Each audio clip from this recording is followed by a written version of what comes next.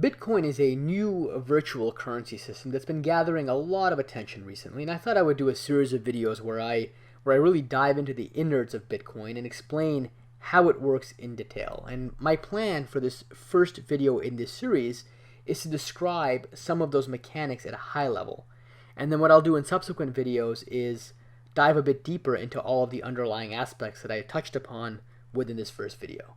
And my hope is that by the end of this video series, you'll know not only what a Bitcoin is, but you'll also understand the mechanics of how transactions are initiated. You'll see how verification occurs for those transactions, and you'll also learn what it means for someone to really engage in a process known as Bitcoin mining. And that may be a term that you've heard if you've had any interest in Bitcoin recently. Now, I do want to point out also that the Bitcoin scheme is fairly involved. It requires some time to really cover all of the relevant details. And to me, the best way to really wrap your head around a scheme like Bitcoin is to really suspend belief for a bit and get exposed to all of these relevant details. Now, you'll undoubtedly have a lot of questions along the way, but my hope is that by the end of this video series, all of the relevant stones will have been overturned and your questions will have been appropriately answered. But it might take some time to get there, okay? And in part, that's because I'll try to describe things in a way that's sensible, and that might involve leaving some details out until I can explain enough pieces of the scheme and then adding those details in as I go along so that you're not inundated with too many minor points and nuances along the way, but you get a feel for the overall system as I go through things. So with that, let me go ahead and just dive right in. And first of all, I do want to point out that Bitcoin has been described really as a decentralized currency because there's no real central bank or entity that's involved in generating or transacting Bitcoins. And in fact, what happens in the context of a Bitcoin is that all of the transactions really require what's known as a peer-to-peer network, a network of just individual hosts that essentially collectively agree on different aspects of how the protocol is implemented and used. Okay, and then Bitcoin itself is also referred to sometimes as a cryptocurrency. And by a cryptocurrency, I mean that we use a lot of cryptographic techniques in order to facilitate or to really enable Bitcoin transactions to take place. And I'll do separate videos on some of these techniques, but just take it at face value right now that it's decentralized and is a type of cryptocurrency.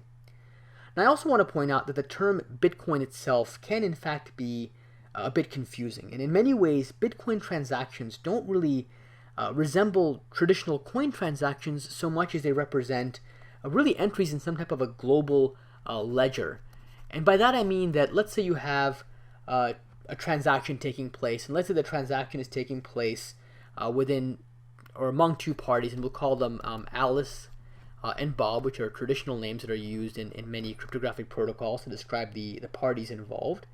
And imagine that Alice wants to transfer, or really wants to assign, a certain number of Bitcoins that she possesses over to Bob, okay? And you can think of this transaction really as an entry in a ledger of some sort, okay? And I also want to point out before proceeding that even though I've used terms like Alice and Bob, what I really mean in the context of Bitcoin is not the actual identities in the physical sense, but really that Alice and Bob are identities in the Bitcoin system. And these identities are just, in actual implementation, are just collections of numbers that do not have to be tied with Alice and Bob's real world identities. So in that capacity, you can think of Bitcoin identities really as effectively being pseudonyms, okay, rather than real names. And the idea is that Bitcoin then becomes more of a pseudonymous protocol where people are addressed by their pseudonyms, and that provides some level of privacy to users who want to transact using the Bitcoin system, okay? Now, in a transaction between Alice and Bob, what Alice will basically do is specify a few different numbers. She has to specify how many Bitcoins she wants to allocate to Bob. So let's say Alice started off with 50 Bitcoins of her own. She might decide that she wants to give, let's say, 30 of these Bitcoins over to Bob, okay? And let's say she wants to have some number of Bitcoins returned back to her. So you have to specify, or Alice has to specify rather, how much change she's going to get. So in this case, let's say her change is going to be 18 Bitcoins for herself. And then the remaining 2 Bitcoins are going to be a transaction fee. And we'll talk about what a transaction fee means a little later, and I think I'll also dive into it in future videos. But it's basically an incentive for other nodes in the Bitcoin network to help Alice in essentially validating some of the details of this transaction for Bob. Okay? Now Alice will take these transaction details and apply what's known as a digital signature to these transaction details. And the digital signature is basically the mathematical analog of a traditional signature. It really binds Alice's identity to the details of this transaction. And by Alice's identity, again, I mean her identity within the Bitcoin system. And this binding is really done in a cryptographically strong way. Okay? Now the details of this transaction, once it takes place, are going to be broadcast out. So Alice is going to take these transaction details and effectively just broadcast them out to all the nodes in the peer-to-peer network that represent Bitcoin nodes. Okay?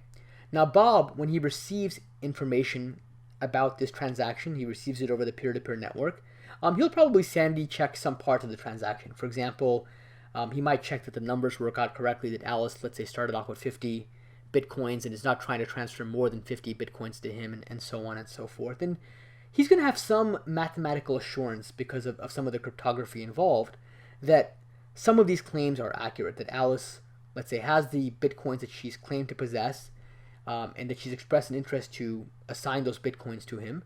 But what he won't know yet is whether Alice has really tried to transfer those same Bitcoins to anyone else over the course of time, or maybe just prior to that point.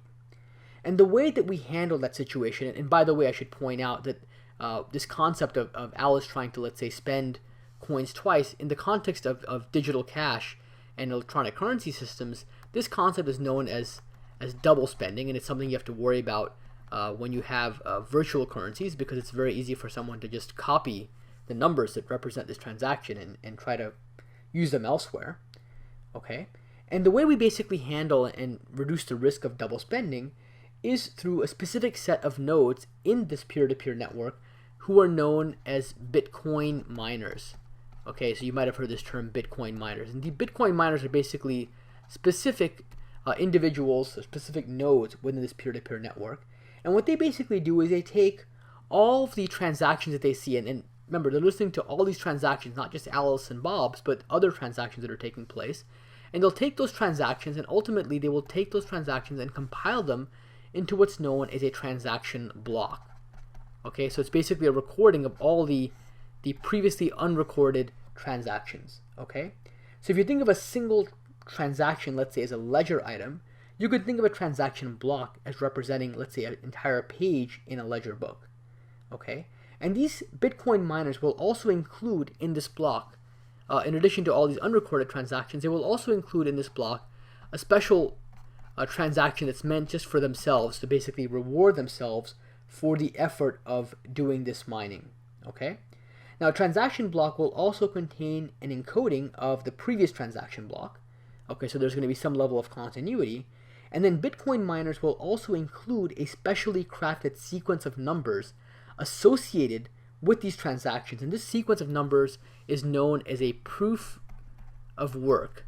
Okay, and it's called a proof of work because it's something that's really hard to generate, something that requires a lot of effort to do, and that kind of makes it hard for just anybody to get involved with Bitcoin mining willy-nilly, but it requires that they really exhibit or exert some computational effort, basically in exchange for getting this extra reward of a payment, and also in exchange for getting this transaction fee that they're going to be promised by Alice to engage in this sort of work.